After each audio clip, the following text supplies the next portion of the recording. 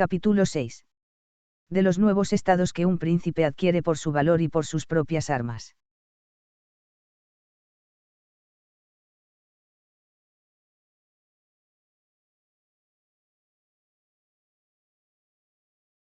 No se extrañe que en la relación que voy a hacer de los principados nuevos, del príncipe y del estado, me valga solamente de los ejemplos que ofrecen las personas más célebres.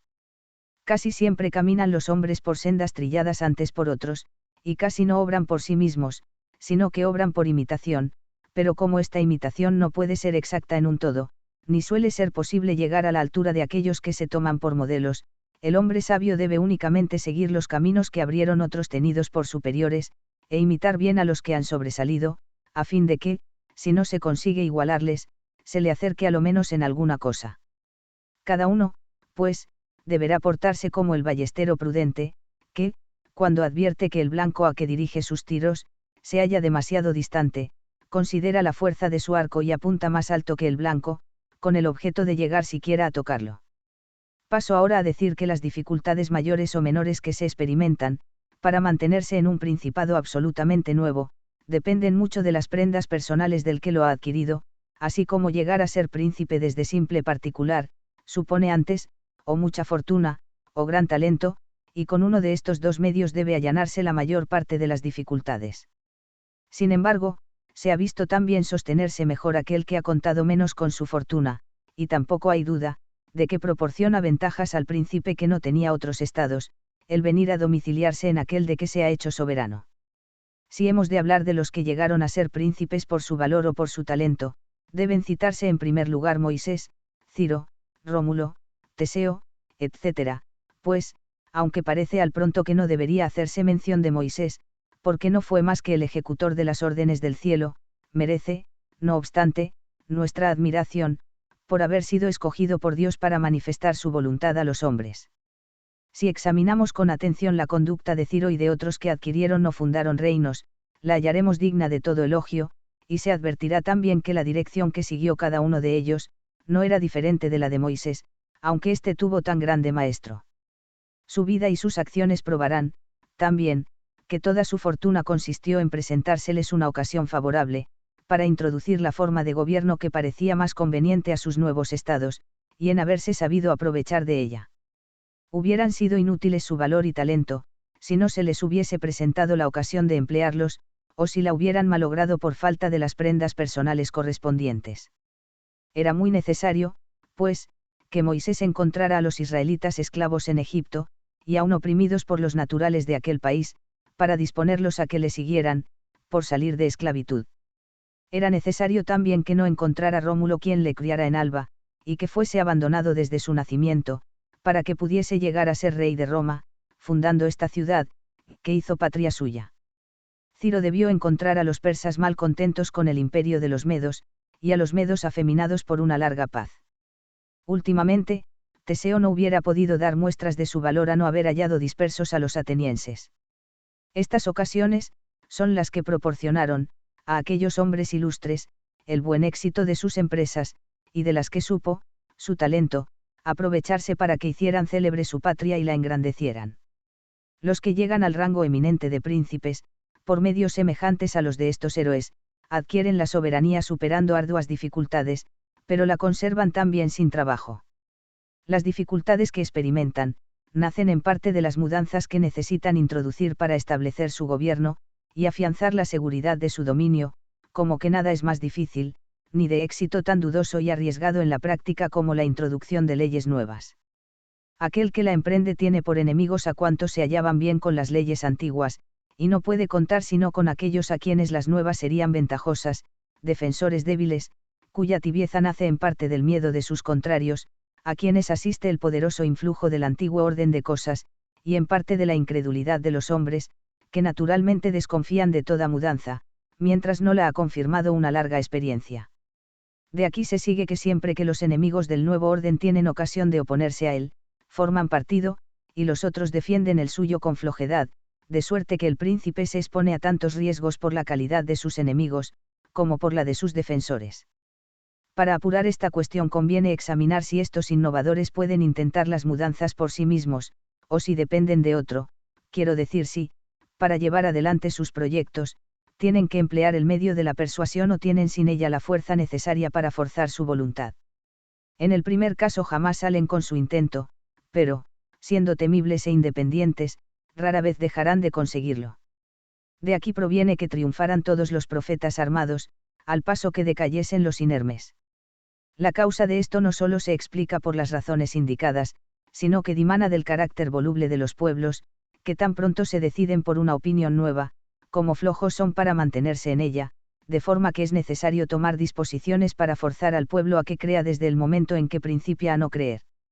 Moisés, Ciro, Teseo y Rómulo, estando desarmados, no hubieran podido conseguir que durase mucho tiempo la observancia de sus constituciones, como le ha sucedido cabalmente en nuestros días al reverendísimo Jerónimo Savonarola, que vio caer por tierra sus proyectos, al momento en que, perdiendo la confianza de la multitud, le faltaron medios para obligarla a mantenérsela, y para inspirársela a los más incrédulos. Grandes obstáculos, en verdad, y frecuentes peligros experimentaron los primeros, necesitando para superarlos mucho talento y mucho valor, mas, una vez allanadas estas dificultades, se principia a adquirir cierta veneración, cae desalentada la envidia, y el poder y la honra se arraigan y fortalecen. Después de presentados los ejemplos que ofrece la historia de personas tan ilustres, me ceñiré a citar otro, en la realidad menor, pero que tiene analogía con los precedentes, y es el del siracusano Hierón. De simple particular llegó a ser príncipe de Siracusa, y no debió su fortuna sino a haber sabido aprovecharse de una ocasión. En efecto, hallándose muy apretados los siracusanos, le tomaron por capitán, y mereció luego ser su príncipe, por haber sido tal su conducta privada, que cuantos han escrito de él, dicen que no le faltaba más que un reino para reinar dignamente.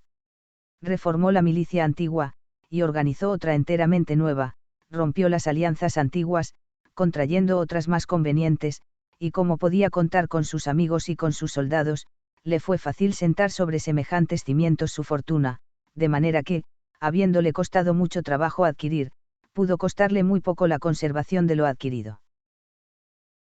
Capítulo 7. De los principados nuevos que se adquieren con las fuerzas de otro o por un efecto de buena fortuna.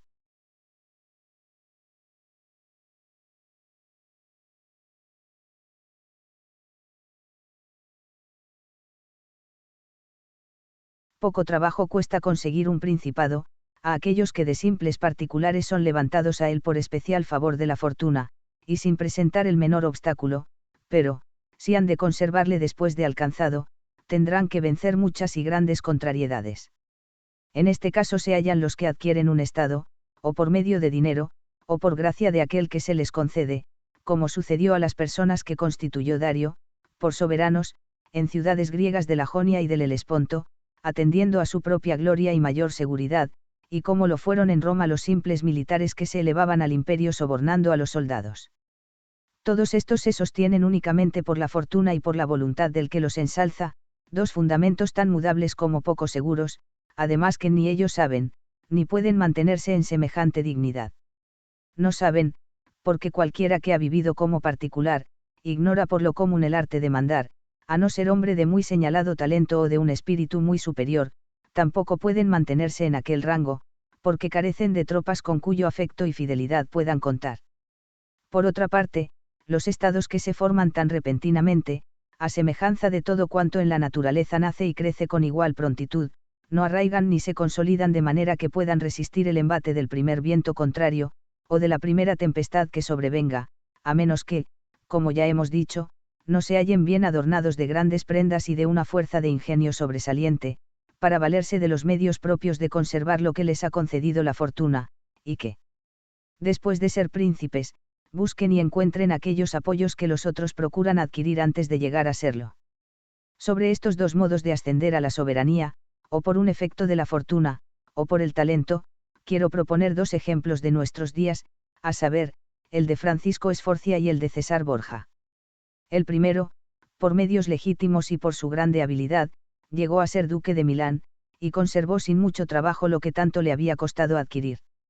César Borja, llamado comúnmente el duque de Valentino, logró una soberanía por fortuna de su padre, y la perdió luego que le faltó éste, aunque empleó todos los medios de que puede valerse un hombre hábil y prudente para conservarla, y no omitió nada de lo que deben hacer aquellos que adquieren estados nuevos por las armas o la fortuna de otro, tratando de mantenerse en la posesión. Posible es, sin duda, al hombre de superior mérito, que aún no ha sentado los cimientos de su poder, fijarlos después de haberlo adquirido, pero esto no se hace sino a costa de mucho trabajo por parte del arquitecto y de grandes peligros por la del edificio. Si se quiere examinar la carrera y progresos de la fortuna del duque de Valentino, se verá lo que tenía hecho para cimentar su poder futuro, y este examen no será superfluo, porque no acertaría yo a proponer, a un príncipe nuevo, otro modelo más digno de ser imitado que el del duque. Si este, pues, a pesar de todas las medidas que tenía tomadas, no consiguió su intento, más fue por un efecto de su mala suerte, constante en serle contraria, que por culpa suya. Cuando Alejandro VI quiso dar a su hijo una soberanía en Italia, debió luego experimentar grandes obstáculos, y prever que serían mayores en lo sucesivo. No encontraba medio alguno de hacerle soberano, de un estado que no perteneciese a la Iglesia, y sabía también, que si desmembraba cualquiera de ellos, no lo consentirían el duque de Milán ni los venecianos. Como Faenza y Rimini, en que fijó al principio la atención, que ya estaban bajo la protección de Venecia. Ya, además, que las armas de Italia, y especialmente aquellas de que hubiera podido servirse, se hallaban en manos de los Orsinis, los Colonnas y sus partidarios, con quienes no podía contar, porque temían el engrandecimiento del Papa. Era indispensable, pues, destruir este orden de cosas y trastornar los estados de la Italia, para apoderarse de la soberanía de una parte, lo que no fue difícil. Los venecianos habían resuelto por otros motivos llamar a los franceses a Italia, proyecto a que no se opuso el Papa, y que más bien favoreció, prestándose a anular el primer matrimonio de Luis XII.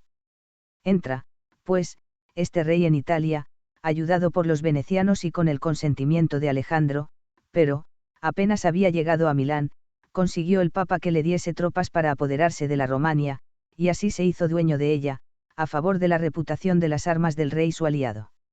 Habiendo el duque adquirido por este medio la Romanía y abatido a los Colonnas, quería, a un tiempo, conservar su principado y aumentarlo, pero no tenía confianza en las tropas de los Orsinis, de que se había servido, ni estaba muy seguro de la voluntad de la Francia, por lo que temía que las fuerzas le dejasen de obedecer cuando más falta le hicieran, y que no solo le estorbaran para llevar adelante sus proyectos de engrandecimiento, sino que le quitasen también lo que tenía conquistado. Los mismos recelos le inspiraba la Francia que los Orsinis, estos le dieron una prueba del poco caudal que debía hacer de ellos, cuando, después de la toma de Faenza, atacó a Bolonia, y vio que se portaron con flojedad, y en cuanto a la Francia, pudo juzgar sus intenciones el duque, cuando, ya tomado el ducado de Urbino, hizo una invasión en Toscana, de la que el rey le obligó a desistir. Puesto en esta situación, resolvió el duque que no obraría en adelante con dependencia de la fortuna o de las armas de otro. Comenzó su empresa debilitando el partido de los Orsinis y de los Colonnas en Roma, y atrayendo al suyo todos los nobles unidos a estas dos casas, cuya voluntad iba ganando, ya con dinero, ya con la provisión de gobiernos y empleos, según la clase de cada uno, de forma que en pocos meses se les entibió la devoción que tenían a los primeros, y se la consagraron enteramente al duque. Ya que con mucha facilidad y destreza había dispersado a los Colonnas y atraídolos así, aguardó ocasión oportuna para perder a los Orsinis. Mas, conociendo estos, aunque algo tarde, que el poder del duque y el de la Iglesia producirían su ruina, celebraron una dieta en Magiona del Perusino, de la cual resultaron luego la rebelión de Urbino, los alborotos de la Romania y peligros innumerables que corrió la persona del duque, y de que se libró con el auxilio de los franceses. Con todo eso no quiso volverse a fiar de ella ni de ninguna otra fuerza extranjera, luego que pudo dar cierta consistencia a sus negocios. A fin de no arriesgar nada en adelante, empleó únicamente la astucia, y de tal manera supo disimular sus intenciones, que los Orsinis llegaron a reconciliarse con él por la mediación del señor Paolo. No hubo obsequio que no prodigara para ganarlos, les regalaba vestidos ricos, dinero, caballos, y ellos fueron tan simples que se dejaron engañar hasta venir a caer en sus manos en Sinigaglia. Quedando, pues, exterminados los jefes de esta familia, y luego reducidos a buena amistad sus mismos partidarios, el duque fijó su poder sobre cimientos más sólidos, porque, no solo poseía ya toda la Romania y el ducado de Urbino, sino que de tal modo se había ganado el afecto de los pueblos de estos dos estados, y especialmente el del primero, que se hallaban muy contentos con su gobierno. Es muy digna de atención esta última circunstancia, y mereciendo por ella el duque ser imitado, no quiero pasarla en silencio. Luego que se apoderó de la Romania, vio que había estado manejada por una infinidad de principillos, que se habían empleado en robar a sus súbditos más bien que en gobernarlos, y que, no teniendo fuerzas para protegerlos, más bien habían contribuido a perturbarlos, que a mantenerlos en paz. Hallábase así aquel país infestado de salteadores, despedazado por facciones y entregado a todo género de desórdenes y excesos. Conoció al instante que era necesario un gobierno vigoroso para restablecer la tranquilidad y el orden, y para someter los habitantes a la autoridad del príncipe. Puso para esto por gobernador a Ramiro de Orco, hombre cruel, pero activo, concediéndole facultades ilimitadas. Apaciguó Ramiro en poco tiempo los alborotos, concilió todos los partidos, y se granjeó la reputación de pacificador del país. Sin embargo, muy pronto reconoció el duque que ya no era necesario emplear tanto rigor, y que convenía más templar una autoridad tan exorbitante que hubiera llegado a ser odiosa. A este fin estableció un tribunal civil en el centro de la provincia, presidido por un hombre estimado generalmente, y dispuso que cada ciudad enviase allá su procurador o abogado. Conocía bien que las crueldades de Ramiro le habían acarreado algún aborrecimiento, y para purificarse de todo cargo ante los ojos del pueblo, ganando su amor, determinó manifestar que no debían imputársele las crueldades cometidas, sino atribuirse todas al feroz carácter de su ministro.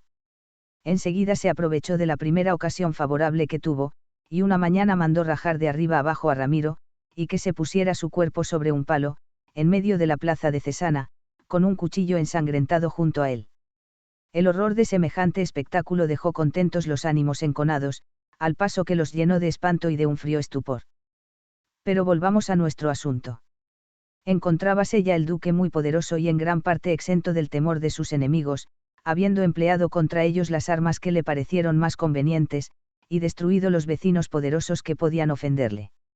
Faltábale únicamente, para asegurar la posesión de sus conquistas y poder aumentarlas, ponerse en estado de no temer al rey de Francia, pues sabía muy bien que este príncipe sufriría su engrandecimiento, habiendo reconocido, aunque tarde, el yerro que había cometido. Con este fin procuró formar nuevas alianzas, al tiempo que se dirigían los franceses a Nápoles contra los españoles, que sitiaban a Gaeta. Era su intento de fortificarse contra aquellos, como sin duda lo hubiera logrado si aún hubiese vivido Alejandro VI. Tal fue su conducta en la provisión de los negocios presentes, pero aún debía temer otros muchos peligros para lo venidero, como era el que le fuese contrario el Papa Nuevo y procurara quitarle lo que le había dado su padre Alejandro.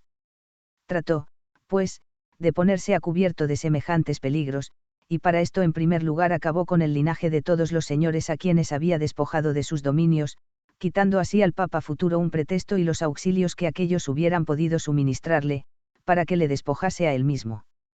En segundo lugar, procuró granjearse la afición de todos los nobles de Roma, a fin de valerse de ellos para contener al Papa en su misma capital. En tercer lugar, introdujo en el Sacro Colegio a cuantas hechuras suyas pudo, y por último adquirió tantos estados, tanta soberanía y poder, antes que muriese su padre, que se hallaba ya fuerte y prevenido para resistir el primer asalto que se le diera. Al tiempo de la muerte de Alejandro, había ya el duque empleado con buen éxito 3 de estos 4 medios, y lo tenía todo dispuesto para valerse igualmente del último.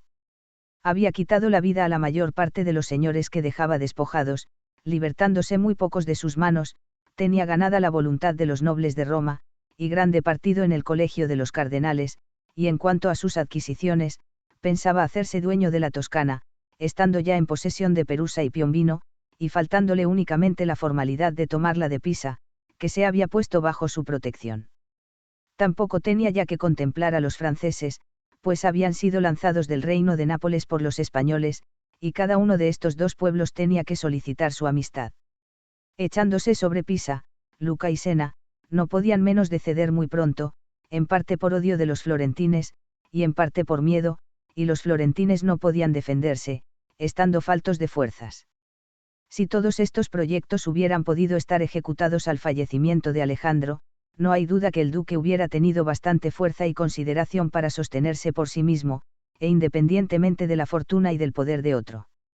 5 años después que el duque había desenvainado la espada, murió Alejandro dejándole únicamente bien consolidado en el estado de la Romania, y todas sus demás conquistas en el aire entre dos potencias armadas. Hallábase también Borja a la sazón atacado de una enfermedad mortal, y con todo era tanta su habilidad, tan distinguido su valor, y sabía tan bien qué hombres debía destruir y cuáles atraer a su amistad, en fin, supo en tan poco tiempo asentar su poder sobre cimientos tan sólidos, que, a no haber tenido delante dos ejércitos enemigos, o si hubiese estado bueno, no hay duda que hubiera vencido todas las demás dificultades. La prueba de que sus principios eran muy seguros está, en que por más de un mes, se le mantuvo fiel y tranquila la Romania, y en que, aun estando medio muerto, nada tuvo que temer de parte de Roma, ni se atrevieron a perseguirle los Baglioni, los Vitelli y los Orsini. Consiguió, a lo menos, que, ya que no fuese electo papa el cardenal que él quería, tampoco lo fuese aquel que de ningún modo le convenía. En fin, todo le hubiera sido muy fácil, no habiéndose hallado enfermo al tiempo que murió Alejandro. Díjome el día mismo que fue electo pontífice Julio II, que había reflexionado mucho en todo lo que podría ocurrir a la muerte de su padre, buscando algún remedio acomodado a cada incidente, pero que nunca le había ocurrido que él mismo podría hallarse en peligro de perder la vida cuando su padre muriese. Resumiendo todas las acciones del duque, no encuentro falta alguna que imputarle, y me parece que puedo, como lo he hecho, proponerle por modelo a todos aquellos que, por la fortuna o por las armas de otro, hayan ascendido a la soberanía con miras grandes y proyectos todavía mayores. Su conducta no podía ser mejor, y el único tropiezo que encontraron sus designios fue la muerte demasiado temprana de Alejandro, y la enfermedad que, a la sazón, él mismo padecía. A cualquiera, pues, que juzgue serle necesario en un señorío nuevo asegurarse de la fe de sus enemigos, adquirir partidarios, vencer o por la fuerza, o por la astucia, hacerse amar y temer de los pueblos, hacerse seguir y respetar por el soldado, destruir a todos los que pudieren o debieren causarle daño, sustituir leyes nuevas a las antiguas, ser a un tiempo severo y benigno, magnánimo y liberal, deshacerse de una milicia en que no pudiera tener confianza y formar otra nueva, conservarla. Amistad de los príncipes y de los reyes, de modo que deseen hacerle bien y teman tenerle por contrario, de todo esto, digo, no puede ofrecerse un ejemplo más reciente ni más acabado que el que presenta César Borja, a lo menos hasta la muerte de su padre. Solamente es reprensible este duque en cuanto a la elección de Julio II para el pontificado. Verdad es, como ya hemos dicho, que no pudo hacer que recayese el nombramiento en la persona que quisiera, pero a lo menos pudo lograr y debió querer que se excluyese a la que no le convenía, pues por ningún título debió consentir la exaltación de cualquiera de aquellos cardenales a quienes tenía ofendidos, y que, llegando a ser pontífices, todavía podrían temerle, porque los hombres nos ofenden, o por odio o por miedo. Los cardenales a quienes el duque debía temer por haberles ofendido, eran entre otros el de San Pedro Advíncula, el de Colonna, San Jorge y Ascanio. Todos los demás que pudieran haber sido electos, tenían motivos también para temerle, excepto el cardenal de Amboise, harto poderoso por la protección de la Francia y los españoles, que se hallaban unidos a él por relaciones de parentesco y de mutuos servicios. Debió el duque, desde luego, haber procurado que se nombrase un español, y habiéndolo conseguido, le era más conveniente haberse prestado a favorecer el nombramiento del arzobispo de Rouen, que del cardenal de San Pedro Advíncula, pues es un error creer que se olvidan, las ofensas antiguas por los beneficios recientes, entre las personas de primer orden. No hay duda de que en esta elección cometió el duque una falta gravísima, que ocasionó después su propia ruina.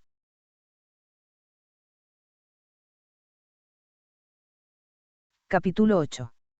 De aquellos que se han elevado a la soberanía por medio de maldades.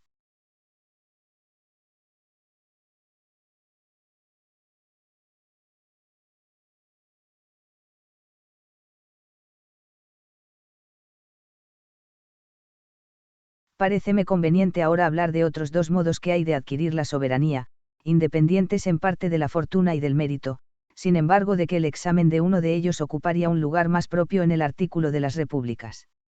El primero consiste en ascender a la soberanía por medio de alguna gran maldad, y el segundo se efectúa cuando un simple particular es elevado a la dignidad de príncipe de su patria por el voto general de sus conciudadanos. Dos ejemplos del primer caso voy a citar, el uno antiguo y el otro moderno, los cuales sin más aprecio ni examen, podrán servir de modelo a cualquiera que se halle en la necesidad de imitarlos. El siciliano Agatocles, que de simple particular de la más ínfima extracción subió al trono de Siracusa, y siendo hijo de un alfarero fue dejando señales de sus delitos en todos los pasos de su fortuna, se portó, no obstante, con tanta habilidad, con tanto valor y energía de alma, que, siguiendo la carrera de las armas, pasó por todos los grados inferiores de la milicia y llegó hasta la dignidad de pretor de Siracusa. Luego que subió a un puesto tan elevado, quiso conservarlo, desde allí alzarse con la soberanía, y retener por la fuerza y con absoluta independencia la autoridad que voluntariamente se le había concedido. Para este fin Agatocles, estando antes de inteligencia y concierto con Amílcar, que mandaba a la sazón el ejército de los cartagineses en Sicilia, juntó una mañana al pueblo y senado de Siracusa, con el pretexto de conferenciar sobre los negocios públicos, y a una cierta señal, hizo a sus soldados degollar a todos los senadores y a los más ricos del pueblo, muertos los cuales se apoderó sin trabajo de la soberanía, y la disfrutó sin la menor oposición de parte de los ciudadanos. Derrotado luego 2 veces por los cartagineses, y sitiado finalmente por los mismos en Siracusa, no tan solo se defendió allí, sino que, dejando en la ciudad una parte de sus tropas, pasó al África con las otras, y de tal modo apretó a los cartagineses, que se vieron muy pronto obligados a levantar el sitio, y en tanto apuro que hubieron de contentarse con el África, abandonándole definitivamente la Sicilia. Si se examina la conducta de Agatocles, muy poco o nada se encontrará que pueda atribuirse a la fortuna, porque ni llegó a la soberanía por favor de nadie, sino pasando sucesivamente, como ya he dicho, por todos los grados militares, a costa de 1000 contratiempos, ni se sostuvo en ella sino en fuerza de una multitud de acciones tan peligrosas como esforzadas. Tampoco podría decirse que fuera virtuoso un hombre que degolló a sus conciudadanos, que se deshizo de sus amigos, que no guardó fe, ni tuvo piedad ni religión, medios todos que acaso podrán conducir a la soberanía, pero de ningún modo a la gloria. Mas, si por otra parte consideramos la intrepidez de Agatocles en arrostrar los peligros, y su habilidad para salvarse de ellos, la firmeza y robustez de su ánimo para sufrir o superar la adversidad, no se encuentra razón para que se le excluya del número de los capitanes más célebres, sin embargo de que su inhumanidad, su crueldad feroz y los delitos innumerables que cometió tampoco permitan que se le cuente entre los hombres grandes. Lo cierto es que no pudiera atribuirse a su virtud ni a su fortuna todo lo que llegó a conseguir sin ellas. Oliveroto de Fermo, en nuestro tiempo, y viviendo todavía el Papa Alejandro VI, se quedó en la niñez huérfano de padre y madre, crióle su tío materno Juan Fogliani, quien le encomendó a Pablo Vitelli para que le enseñara el arte de la guerra y le hiciera llegar a un grado distinguido. Después de muerto Pablo, sirvió bajo el mando de su hermano Vitellozo, y por su habilidad y valor fue en muy poco tiempo el primer capitán de aquel ejército. Sonrojándose luego de servir y de hallarse confundido con el vulgo de los oficiales, pensó en apoderarse de Fermo, su patria, con el auxilio de Vitellozo y de otros ciudadanos que malamente preferían la esclavitud a la libertad de aquel país. Escribió, pues, a Juan Fogliani diciéndole que, por haber estado largo tiempo ausente de su casa, quería pasar a visitarle y a ver al mismo tiempo su país, que en cierto modo podía reconocer como patrimonio suyo, que, habiendo trabajado tanto por granjearse alguna reputación, deseaba también que sus conciudadanos se convenciesen por sí mismos de que no había malgastado el tiempo, y por consiguiente quería presentarse a ellos con cierta brillantez, acompañado de 100 jinetes, amigos suyos, y de algunos servidores, que para hacer más suntuoso su recibimiento, le suplicaba que indujese a los principales habitantes de Fermo a que le saliesen al encuentro, cuyo acto no solo le serviría a él de placer, sino que cedería igualmente en honra de su tío que había cuidado tanto de darle educación. Desempeñó exactamente Juan Fogliani los encargos de su sobrino, disponiendo que los habitantes de Fermo le recibieran con la mayor distinción, y hospedándole en su casa. Empleó allí un día Oliveroto en preparar lo que necesitaba para el éxito favorable de sus culpables designios, y con este fin puso un magnífico banquete, al cual convidó a Juan Fogliani y a las personas principales de la ciudad. Después de la comida y entre la alegría que acompaña siempre a semejantes funciones, suscitó de intento Oliveroto la conversación sobre un asunto serio, habló del poder del Papa Alejandro y de su hijo Borja y sus empresas. Juan y los demás iban diciendo por turno su parecer, cuando, levantándose de repente Oliveroto, dijo que de aquella materia debía hablarse en sitio más secreto, para lo cual pasó a otra sala seguido de su tío y de los demás convidados. Apenas se sentaron, unos soldados que estaban ocultos, salieron y mataron a Juan y a todos los demás. Oliverotto monta luego a caballo, recorre toda la ciudad, sitia el palacio del magistrado supremo, oblígale a obedecer y a que establezca un gobierno, del que se le declara príncipe, dé a muerte a todos los descontentos que le hubieran podido incomodar, instituye nuevas leyes civiles y militares, y llega de tal modo a consolidar su poder en el discurso de un año, que, no solamente se mantenía con seguridad enfermo, sino que vino a ser temido de todos sus vecinos. Hubiera sido por tanto tan dificultosa su expulsión como la de Agatocles, a no haberse dejado engañar por el duque de Valentino, que, como ya hemos dicho, le enredó en Sinigaglia con los Orsini y los Vitelli, un año después que cometió su parricidio y fue allí degollado con Vitellozzo, su maestro en el arte de la guerra y en el de la perversidad. Causará sin duda admiración como Agatocles, y otros semejantes a él, pudieron vivir en paz largo tiempo en su patria, teniendo que defenderse de enemigos exteriores, y sin que ninguno de sus conciudadanos conspirase contra su vida, cuando otros príncipes nuevos no han podido nunca mantenerse por razón de sus crueldades durante la paz, y todavía menos en tiempo de guerra. Yo creo que esto provenga del uso bueno o malo que se hace de la crueldad. Se la puede llamar bien empleada, si es permitido dar el nombre de bueno a lo que es malo en sí mismo, cuando se ejerce una sola vez dictándolo la necesidad de consolidar el poder, y cuando únicamente por utilidad del pueblo se recurre a un medio violento. Crueldades mal empleadas son aquellas que, aunque poco considerables al principio, van luego creciendo en lugar de acabarse. Los que ejercieren la crueldad de la primera especie, podrán esperar que al cabo Dios y los hombres les perdonen, y tal fue la de Agatocles, pero aquel que la use o emplee de otro modo, cierto es que no podrá sostenerse.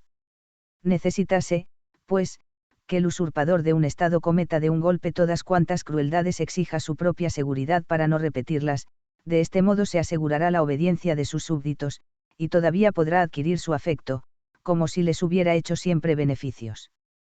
Si, mal aconsejado o por timidez, obrare de otra manera, necesitaría tener continuamente en la mano el puñal, y se encontraría siempre imposibilitado de contar con la confianza de unos súbditos a quienes tantas y repetidas veces hubiese ofendido, porque, vuelvo a decir, estas ofensas deben hacerse todas de una vez, a fin de que hieran menos siendo menor el intervalo de tiempo en que se sientan, y por el contrario, los beneficios han de derramarse poco a poco y uno a uno, para que se les tome mejor el sabor. Es necesario, sobre todo, que de tal manera se conduzca un príncipe con sus súbditos que por ningún acontecimiento mude de conducta, ni en bien ni en mal, pues para obrar mal, se pierde la coyuntura oportuna luego que la fortuna se tuerce, y cuando consiste la mudanza en obrar bien, tampoco suele agradecerse, porque se cree hija de la necesidad. Capítulo 9. De los principados civiles.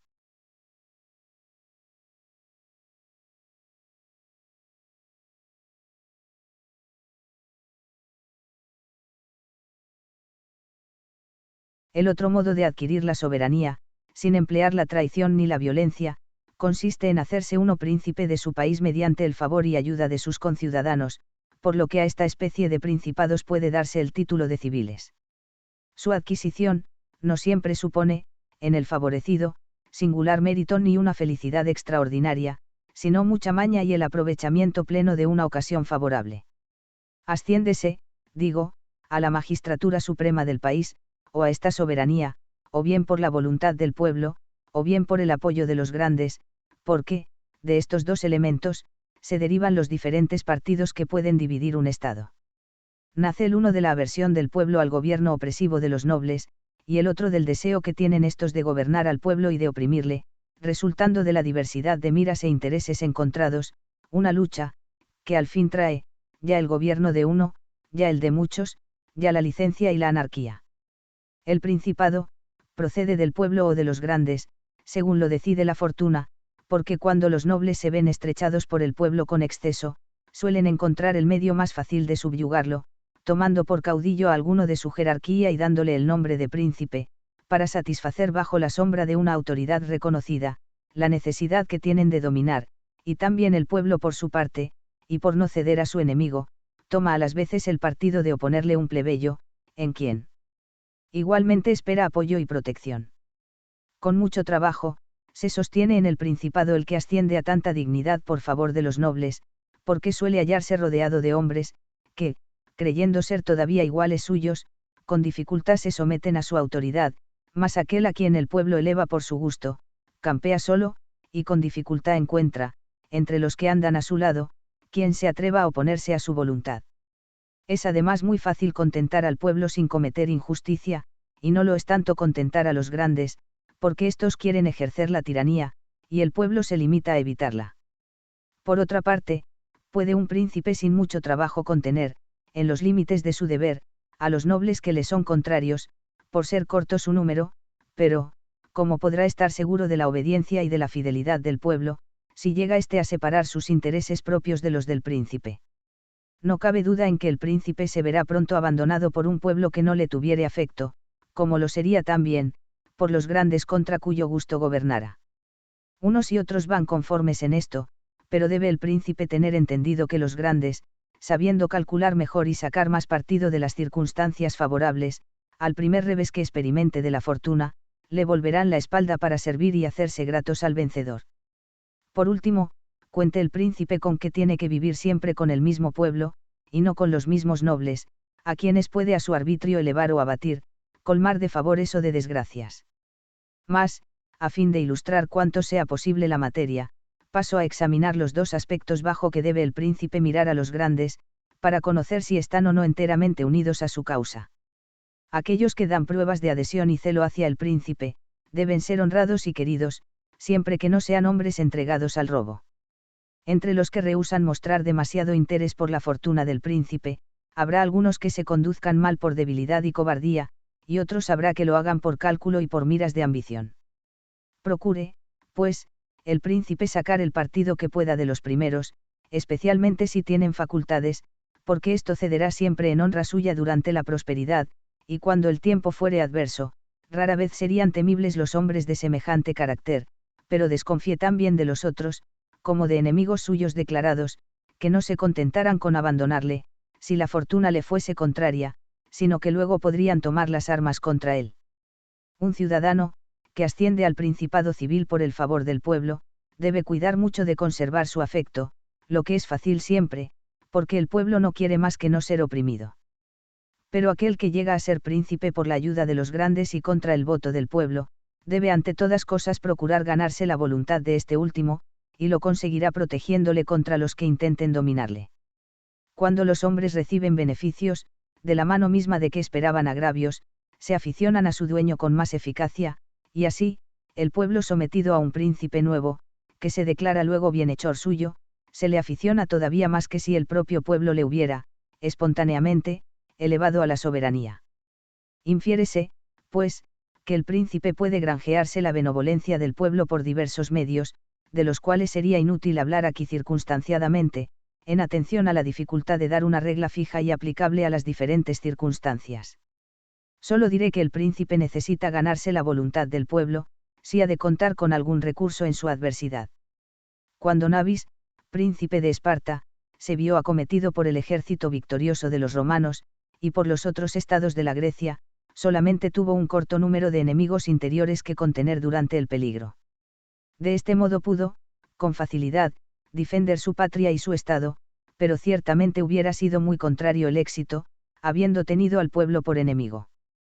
En vano, se opondría a mi opinión el manoseado proverbio que dice, contar con el pueblo es lo mismo que escribir en el agua. El dicho podrá ser cierto respecto a un ciudadano que lucha con enemigos poderosos o contra la opresión de los magistrados, como sucedió a los gracos en Roma, y a Gregorio Scali en Florencia. Pero a un príncipe, al que no le falta valor y cierta maña, que, lejos de abatirse cuando la fortuna le es contraria, sabe, tanto por su firmeza como por las disposiciones acertadas que toma, mantener el orden en sus estados, jamás le pesará haber podido contar con el afecto del pueblo. Un príncipe corre a su ruina cuando quiere llegar a ser absoluto, especialmente si no gobierna por sí mismo, porque entonces, depende de aquellos a quienes ha confiado su autoridad, los cuales, o rehúsan obedecerle al primer movimiento que se deja sentir, o tal vez se sublevan contra él. Y en este caso, no es ya tiempo de pensar en hacerse absoluto, lo uno, porque no sabrá de quién fiarse, y lo otro porque ciudadanos y súbditos están acostumbrados todos a obedecer a los magistrados, y no se acomodarían a reconocer otra autoridad. Es tanto más embarazosa la situación del príncipe en tales circunstancias, cuanto que no puede servirle de regla el estado que tienen las cosas en los tiempos ordinarios, y cuando todos sin cesar tienen que recurrir a su autoridad, porque, entonces, no hay nadie que no se reúna presurosamente a él, y que no se manifieste dispuesto a morir en su defensa, como que se halla lejos la muerte de que se habla, pero durante los reveses de la fortuna, presentándose la ocasión oportuna de prestar tan oficioso servicio, experimenta el príncipe de parte del pueblo, y demasiado tarde por su desgracia, que aquel ardor era poco sincero. Experiencia tanto más triste y peligrosa, cuanto que suele hacerse 2 veces. Un príncipe sabio debe, por consiguiente, conducirse de modo que, en todo tiempo y en cualquier trance, estén persuadidos sus súbditos de que le necesitan y no pueden pasar sin él. Esta será siempre la mejor garantía del celo y de la fidelidad de los pueblos.